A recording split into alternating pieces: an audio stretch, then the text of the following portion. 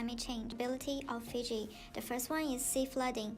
For ecological, it will cause major coastal erosion, and for economic, it has damage to the medical use, coastal plants, and the disappearance of the common marine food. And in the social field, the domestic household rubbish and the debris which cause a health hazard. The second vulnerability is drought. For the economic, the drought affects vegetable plantations and dries out the fish farm. For the ecological area, the burning land areas are not well controlled and it will spread to other areas. In the social field, more health issues will happen. More people will get sick, especially children, and the elderly tend to be more affected. The third vulnerability is tourism. Ecological, a rise in the sea level. Low-lying atolls could be submerged because of the sea level rise. Economic, climate-related risks in coastal areas pose a risk for existing capital and could also be a major barrier to the investment and the capital. And for the social, the quality for the holiday is losing. The transportations are disrupted. Delayed flights, stranded passengers, the tourism infrastructures are destroyed. The third vulnerability is ocean acidification. Ecological, with the acidification, the algae that blooms on the coral reef is certainly damaged. Economic, fishing is getting into trouble when it meets the ocean acidification, especially for the shellfish. The shell of the shellfish will be dissolved when the pH is decreasing. And for social area, because of the decreasing of the coral reef, most of the island countries will be damaged by the strong rainstorm easily, and the coastline will be getting backward. And the last one is the coral. For the ecological, reduce the sediments that are needed to maintain the shoreline, which cause flooding to local areas. Economy, when shoreline exceeds a certain level, some landmark or buildings like hotels, since the country is mainly for tourism, are bound to be destroyed, therefore leading to an economical loss. For social, with coral bleaching affecting the shoreline, residents of those areas will be forced to move to a different place. And also, I got 5 opportunities for Fiji. The first one is improve the reliability and safety of water supply. For the ecological, creating a new river water intake station on the river and improving the Kinoya wastewater treatment plant and associated with the sewer coverage. And in the health area, Fiji's Ministry of Health Medical Service, the WHO, World Health Organization, and the United Nations Children Fund are working together to improve capacities for water's quality monitoring. In the social area, WHO and the UNICEF in testing water supplies to ensure they meet international microbiological and chemical standards of water safety and quality. The next opportunity is improve the sanitation. Improved sanitation would reduce the climate change related effects on the incidence of diarrheal disease, especially for those in rural area and in peri-urban areas needed to support proactive improvements of public health in Fiji, and will need to be considering and inform all aspects of development planning. And improved sanitation are likely to ensure hygienic separation of water of human excreta from human contact. They include flush or pool flush piped sewer system, septic tank, pit latrine. and a ventilated, improved pit latrine with slab and a composting toilet. The third opportunity is mangrove rehabilitation. For the social, mangrove and reef protection, including education, public awareness, and legislative measures such as penalties for mangrove and reef destruction. And for the ecological, largely overlooked, excellent carbon sinks that sequester multiple amounts of carbon when compared to tropical and temperate forests. And for the economy, provides goods and service highly valued by the people of the Pacific. However, these unique ecosystems face continuing threats from over-harvesting, degradation, and land reclamation. Another opportunity is improved provision of primary health care. For the social, improved provision is essential good for people to protect themselves and prevent themselves from disease. And in the political field, effective adaptation will be highly dependent on the development and implementation of policies which are of benefit even in the absence of climate change. And for the economic, with the increasing emphasis on providing efficient and equitable services from primary care and against a background of increasing demands on limited resources, economic theory seeks to facilitate both the direction of primary care and the decisions that are made within. The last opportunity is controls of the pollution. For the economic, this natural environment supports a vibrant Fijian culture along with a very successful tourism industry, which generates up to 25% of Fiji's GDP. And for the ecological, the report evaluated the existing prevention and oil spill response systems in Fiji against a risk framework and identified 4 critical high-risk sites for oil spill: Port of Suva, Port of Lotoka, Port of Levuka, and Port of Malau.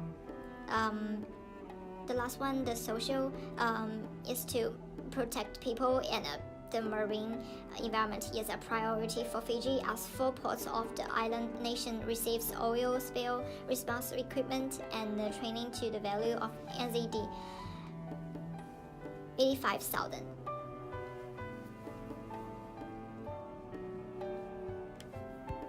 The second project is about the Fiji's history.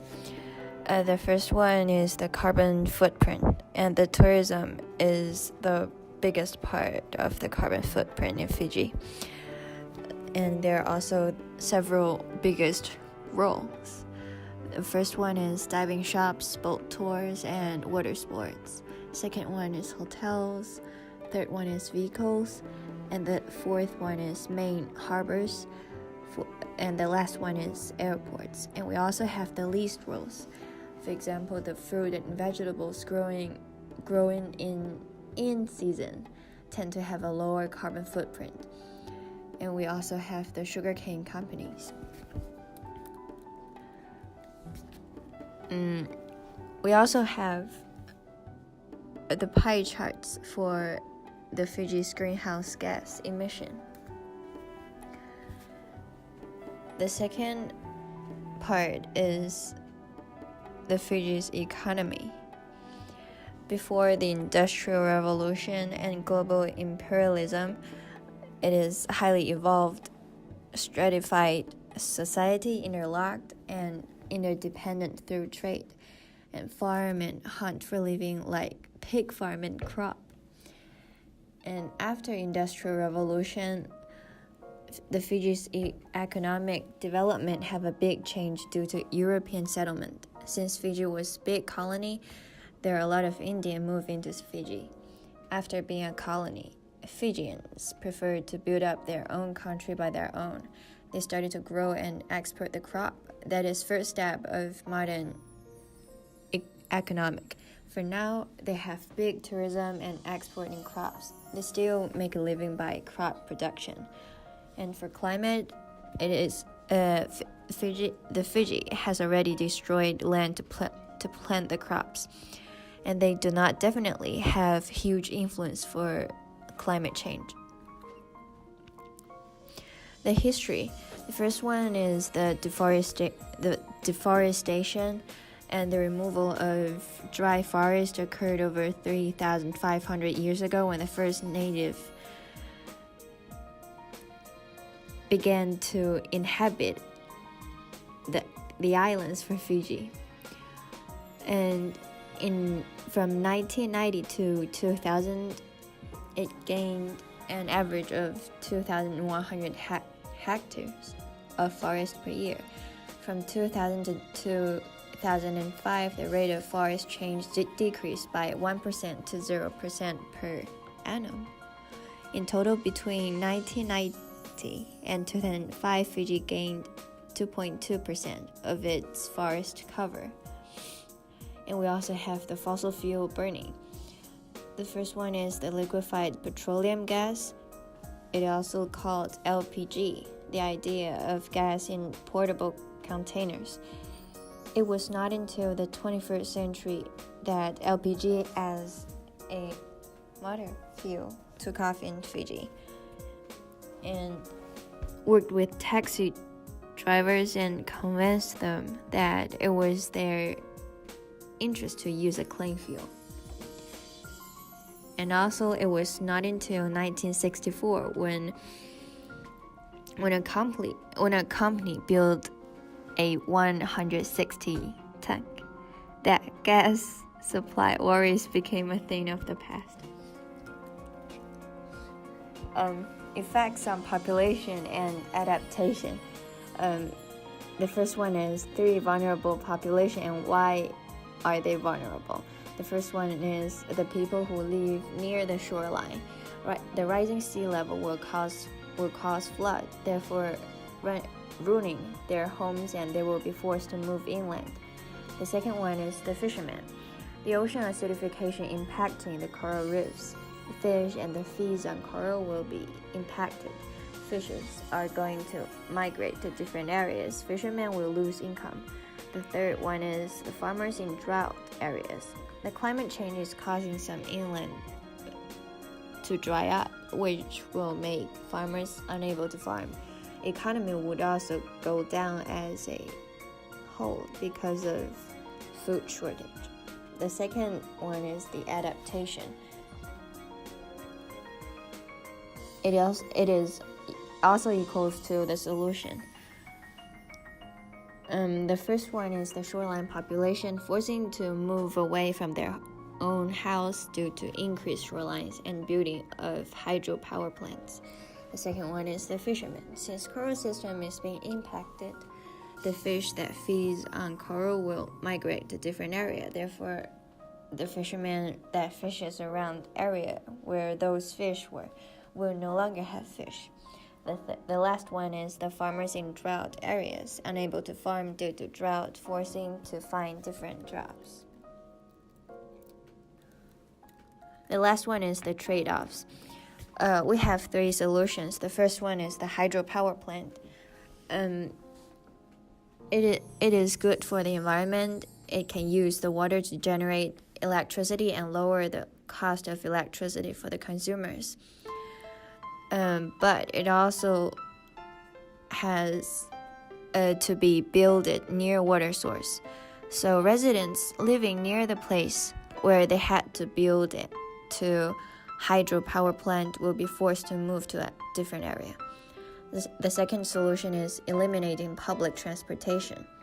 The advantage of this solution is it can decrease the amount of gases released, helping to slow down climate change. The disadvantage is the huge loss for the economy because many people uses public transportation, including the tourists. The last solution is make the sky rain. It is good because drought areas will have their lands back and be able to farm. This would boost the economy, but also it has the disadvantage. The amount of tourists might decline due to the weather condition of the country. Tourists are Fiji's #1 income source from other. So now we're talking about the political platform of Fiji. So although Fiji wasn't really a major emitter of the carbon emission, but we do suffer many changes in our weather pattern. Fiji's global sea level rises will change more than double, and that we had a recording of 6 millimeter increase in sea level since 1993. We fully support the reducing of global carbon emission and has developed a green growth plan to promote sustainable development in the country. And we will also completely transform the country into using renewable energy by the year of 2030. And we have always been a supporter of reducing carbon gas and will continue to do so in the future. So some of our actions on climate change includes the signing of the UNFCCC, which under that we are required to develop plans to mitigate climate change impacts, and we had to meet the national obligation to support from the Pacific Island Climate Change Assistance Program. We also signed the Paris Agreement and the Kyoto Protocol. So for the Green Growth Framework, our guidelines are to reduce carbon footprint, socio-cultural education, incentive investments in efficient use of natural resource. Our goal is to integrate development that inspires actions on all levels and strengthen the environmental resilience, reduce poverty, support the economic growth, and manage the effects of climate change. So some of the benefits for the Green Growth Framework is to invent new green technologies and increase gross domestic products for Fiji. Environmentally, to increase the efficiency of natural resources and reduce the environmental impact. And socially, to increase the livelihood and opportunity and reduce the inequalities. COP23 is another action of ours to climate change. COP23 is the 23rd conference of the parties of the UNFCCC. And our position during this conference is that the global community must take action to aim the target of limiting global warming to within 1.5 degrees Celsius above the pre-industrial level. And our goal is to put in priority to take care of the community that are most vulnerable to the extreme weathers and establish a clear link between healthy oceans and climate actions. Also, we have a few projects under the Clean Development Mechanism. One of the projects is the Wainikasau and the Vaturu small hydro plants managed by the FEA, and then the Kinoa sewage treatment plant project managed by the Water Authority of Fiji. So we do have some tax incentives and benefits under the CDM, which are 5 years tax holiday for activities in renewable energy project and 10 years tax holiday for activities in biofuels. Our goal is to reduce greenhouse gas regulated by the Kyoto Protocol, and then the CDM project should yield a long-term emission reduction and not just temporarily. Under the reducing emissions from deforestation and forest degradation, we aim to reduce the amount of CO2 emission by keeping the carbons in trees and forests. Some of our activities include reducing emissions from deforestation, reducing emissions from forest degradation, forest conservation, sustainable management for forests, and carbon stock enhancement. Also, we plan to reduce the amount of carbon in the air by removing it from the atmosphere and accumulating it in the forest of the carbon pool. The National Adaptation Plans. It is designed to provide an opportunity for LDCs to take a more prudent way and try to change its ability to adapt to the change. Some benefits are that the damage and accrued costs can be avoided after the measurements of the adoption and implementation of adaptations. Our steps is to lay out the foundation and solve the gap, preparation for the element, implementation of strategies, reporting, monitoring, and reviewing it. So on this slide, we're going to talk about how climate change has impacted Fiji, and then how we're going to. So on this next slide, we're going to talk about where Fiji stands on the topic of climate change and what our standing is in the future. So we've always been very supportive of the climate change programs. We are one of the earliest countries to sign and ratify the UNFCCC and the first to sign the Paris Agreement. Although Fiji only did a little contribution to the greenhouse gas emissions we have right now, but we are suffering a lot from the extreme weather patterns. Our sea level rise and ocean acidification are impacting us a lot, and we will do as much as we could to prevent further impacts. I want to talk about the recommendation for Fiji. Although Fiji is a minor emitter in global scale, but it's important that our country continue to mitigate the greenhouse gas emission. The energy scatter is a major source of the gas emission in Fiji, mostly from the transportation, the energy industry. To mitigate these emissions, we have a few options. Reduce energy consumption but still meet consumer needs. Afforestation, build more forests. The third one is increasing the energy conservation. The fourth one is use renewable energy. Next thing I want to talk about the financial cost. First is the cost-benefit analysis. Absolutely, GDP will decline since we have to reduce this production. However, it still can satisfy requirement of the people. The cost is economic will drop, but the benefit mitigate greenhouse gas emission. For society, those recommendations has no direct negative impact for society. Reduction of the energy consumption may decrease the life quality, but it will increasing number of people who like to see the renewable energy and the energy reservation because of the protection environment too. And for financial cost, negative consequence and how we recommendation deal with it. That will cause a bad consequence. It have to make money from others to help them. Since every recommendation need a large amount of money to deal with it, like afforestation, build more forest and use renewable energy. Also, afforestation will make bad impact like lost revenue in agriculture. It also need help from other countries. Next thing is concerns of the vulnerable groups. How the recommendation address concern of the vulnerable groups? The government is implementing projects to address vulnerability by increasing resilience. Projects include legitimated funded through the Global Environment Facility, the Green Climate Fund, and with support from the numerous United Nations agencies. And how could the vulnerable groups be affected by the recommendation?